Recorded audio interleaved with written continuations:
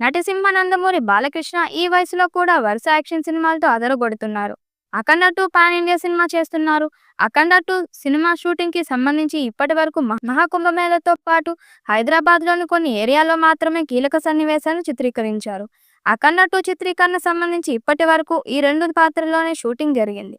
ఇంతవరకు outdoor shooting కి మాత్రం వెళ్ళలేదు. ఈ నేపథ్యంలోనే తదుపరి షెడ్యూల్ జార్జియాలో మొదలవుతుందని సమాచారం. అక్కడ కొన్ని కీలక సన్నివేశాలతో పాటు యాక్షన్ ఘట్టాలు కూడా చిత్రీకరించున్నారట.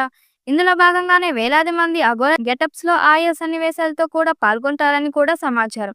ఇక జూన్లో బాలయ్య పుట్టినరోజుకి టీజర్ ని విడుదల చేశారని సమాచారం. ఈ టీజర్ ను భారీ స్థాయిలో రెడీ చేస్తున్నారట. అఖండ సినిమాలో బాలకృష్ణ ద్విపాత్రాభినయం చేసి మెప్పించారు.